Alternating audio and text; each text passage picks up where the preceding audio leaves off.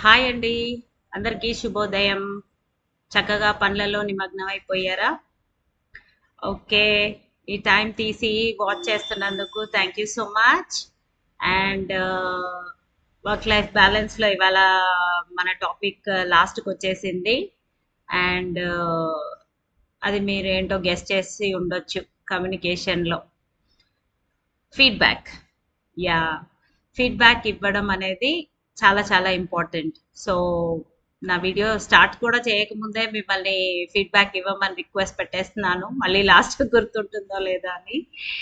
So ఈ videos చూస్తున్నారు, ఇవి ఎలా అనిపిస్తున్నాయి, అండ్ నా ఏమైనా ఇంప్రూవ్మెంట్స్ ఇంకా మీ రిక్వెస్ట్ ఏమన్నా ఉంటే కామెంట్ సెక్షన్లో కంపల్సరీగా పెట్టండి. అండ్ నచ్చితే షేర్ చేయండి. సో కమ్యూనికేషన్ అయితే తెలుసుకున్నాం. మనము లిమిట్స్ పెట్టాలి. ఎలా లిమిట్స్ పెట్టుకుంటే మనము వేరే వాళ్ళకి చేసే పనిలో కూడా న్యాయం చేయగలుగుతాము, మనకి మనం కూడా సంతోషంగా వర్క్ చేయగలుగుతాం అనేది తెలుసుకున్నాము. అండ్ అదే భాగంలో లాస్ట్ అంటే అది ఎక్స్ప ఏమంటారు ఆ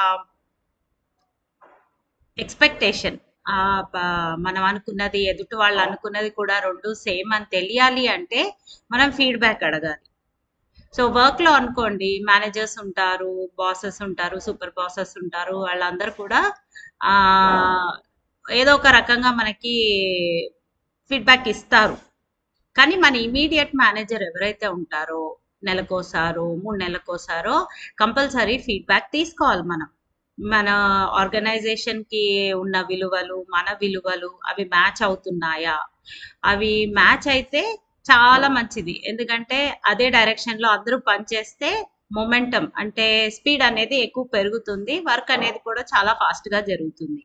కానీ ఆర్గనైజేషన్ వాల్యూస్ వేరే అయ్యి మన వాల్యూస్ వేరే అయితే మట్టుకు ఇద్దరు వేరే వేరే డైరెక్షన్స్లో వర్క్ జరుగుతుంది, కొంచెం ఫ్రిక్షన్ ఉంటుంది. సో అలాంటప్పుడు ఏం చేయాలి? ఫీడ్బ్యాక్ తీసుకొని మనము ఆర్గనైజేషన్ వాల్యూస్కి మారగలుగుతామా చెక్ చేసుకోవాలి. ఒకవేళ మారలేము అనుకుంటే మన వాల్యూస్ తగ్గట్టుగా వెతుక్కోవడం అనేది మంచిది. సో యూటర్న్ తీసేసుకొని ఏం చేయాలో ఆలోచించి చేసుకోవాలి. లేదు, నేనైతే ఇప్పుడు అసలు కదిలే పొజిషన్లో లేను, నేను ఇటు కాంప్రమైజ్ అవ్వలేను, అటు చేయలేను, ఇటు చేయలేను అని అలా సతమతం అవుతూ కంపల్సరీ బర్డన్లో ఉన్నారా? మిమ్మల్ని మీరు కొంచెం సాటిస్ఫై చేసుకోండి. నేనైతే వర్క్ చేయాలి, నేనైతే వాల్యూస్కి అలైన్ అవ్వలేకపోతున్నాను, మరి ఏం చెయ్యను అని ఆలోచించుకొని వర్క్ చేయడం కంపల్సరీ. మీకు లైవ్లీహుడ్ కోసం అవసరం ఉంటుంది కాబట్టి వర్క్ చేయాలి. కానీ మనం సైకలాజికల్ డిఫ్యూజన్ అనే టాపిక్ నేర్చుకున్నాం. అంటే తామరాకు నీటిలాగా చేసే పని చేస్తూనే ఉండాలి, అది ఏదో ఒక రోజు మంచిగా పువ్వు బయటికి వస్తుంది. అలాగే మనం చేసే పనిలో కూడా పరిపక్వత వచ్చి మనం మారడం కానీ మనకు మంచి జరగడం కానీ ఒకరోజు జరుగుతుంది కంపల్సరీ. సో ఓపిక ఉంచుకొని వర్క్ చేసుకుంటూ ఉండాలి. అండ్ విత్ జస్ట్ డిటాచ్మెంట్, అంటే వర్క్ చేయండి, ఆ వర్క్ చేసేంతసేపు మనసు మంచిగా పెట్టి చేయండి, ఆ తర్వాత వదిలేసేయండి అంతే. ఇంకా మళ్ళీ దాని గురించి పట్టించుకోవద్దు, మరీ ఎక్కువగా హార్ట్కు తీసుకోకూడదు. సో ఇది థర్డ్ కేటగిరీ. అండ్ ఇందులో ఎవరు ఉండొద్దనే నేను ఆశిస్తున్నాను.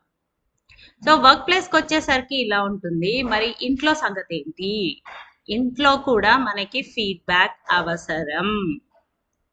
ఒక ఫ్యామిలీ మెంబర్ పైన ఎక్కువ బర్డన్ పడేసి ఒక ఫ్యామిలీ మెంబర్ ఫ్రీగా వదలడం అలా అనేది చేసుకోకుండా అందరూ కూర్చొని చక్కగా మాట్లాడుకొని నా ఎక్స్పెక్టేషన్ ఇది, నీ ఎక్స్పెక్టేషన్ ఇది అని మాట్లాడుకుంటే గనక అది చాలా ఉపయోగపడుతుంది. అలా మాట్లాడుకోలేక చాలా ఫ్యామిలీస్లో గొడవలు, ఫైటింగ్స్ అలా జరుగుతూ ఉంటాయి. ఎందుకంటే మనం అనుకునేది ఒకటి ఉంటుంది, ఎదుటి వాళ్ళు అనుకునేది ఇంకోటి ఉంటుంది. అది ఇది మ్యాచ్ అయితే మంచిదే, మంచి రిలేషన్. మ్యాచ్ అవ్వకపోతే మటుకు రగడ ఉంటుంది. సో కంపల్సరీగా ఏదో ఒక ఫ్రిక్షన్ వస్తుంది, గొడవ మాటలు అంటారు, పడతారు, అట్లా అన్నీ ఉంటాయి. సో ఎప్పటికప్పుడు మాట్లాడుకోవడం అనేది చాలా ఇంపార్టెంట్. ఏదైనా మిస్అండర్స్టాండింగ్ వచ్చింది అంటే దాన్ని వదలొద్దు, ఎక్కడో ఒక దగ్గర కొంచెం టైం తీసుకొని నెమ్మదిగా సాల్వ్ చేసుకోవాలి. సో ఫీడ్బ్యాక్ తీసుకోవాలి. ఆ తర్వాత ఏంటి నాకైతే ఇలా అనిపించింది, నువ్వు ఇలా అనుకున్నాను, మరి ఇలా కాకుండా మరి ఏం జరిగిందో చెప్పు అన్నట్టుగా ఒక మాట మనము మన ఫీలింగ్స్ని ఎక్స్ప్రెస్ చేస్తే గనక ఎదుటి వాళ్ళు మనని రిసీవ్ చేసుకునే ఆస్కారం ఎక్కువ ఉంటుంది. సో ఈ టిప్ అయితే చాలా యూస్ఫుల్ ఉంటుందండి. ఎందుకంటే ఫీలింగ్స్ అనేవి ఎవరి కంట్రోల్ ఉండదు వాటి మీద. ఫీలింగ్స్ అనేవి వస్తాయి, వెళ్తాయి. సో మనం ఎలా ఫీల్ అయ్యామని చెప్తేనే ఎదుటి వాళ్ళకి అర్థమవుతుంది. లేదు నాకు ఇలా అనిపించింది అని మనం చెప్తే గనక వాళ్ళు ఒకవేళ మంచి మూడ్‌లో ఉంటే ఆలోచిస్తారు. అయ్యో! అవునా! నేను అలా బాధ పెట్టానా? చేశానా? అనేసి. లేదు వాళ్ళే చిరాకుగా ఉంటే మళ్ళీ కొంచెం ఇదవుతుంది. సో చెప్పి వదిలేయడం బెటర్. చెప్తే అర్థం చేసుకొని మారగలుగుతాము. మనకు కూడా అవగాహన వస్తుంది. ఓహో! నేను అలా చిన్నపిల్లలా బిహేవ్ చేస్తున్నానా అవసరమా? నేను కొంచెం మెచ్యూర్‌గా ఉండిండొచ్చు కదా! లేకపోతే ఇంకో రకంగా చేసుండొచ్చు కదా! లేదా ఇంకొంచెం స్ట్రిక్ట్‌గా ఉండుండొచ్చు కదా! అన్నట్టు మనకే ఒక అవగాహన వచ్చి మనమే ఇంకా మెచ్యూర్‌గా బిహేవ్ చేయగలుగుతాం. సో ఈ టిప్ అయితే మీకు బాగా యూస్ఫుల్ అవుతుంది అనుకుంటాను. అండ్ ఇది నేను రీసెంట్గా అప్లై చేసి చూశాను. చాలా బాగా పనిచేసింది. అందుకే నాకు కాన్ఫిడెన్స్ అనిపించి మీతో షేర్ చేస్తున్నాను. సో డెఫినెట్గా యూస్ చేయండి ఈ టిప్ని. అండ్ మనం డిస్కస్ చేసినట్టుగా కొద్దిగా ఆలోచించండి. ఈ వర్క్ లైఫ్ బ్యాలెన్స్ అనేది ఈ పర్టికులర్ జర్నీ ఇవాళతో క్లోజ్ అయిపోయింది. ఈ స్వతహాగా నాకు కూడా చాలా చేంజెస్ వచ్చాయని కూడా చెప్పాను నేను.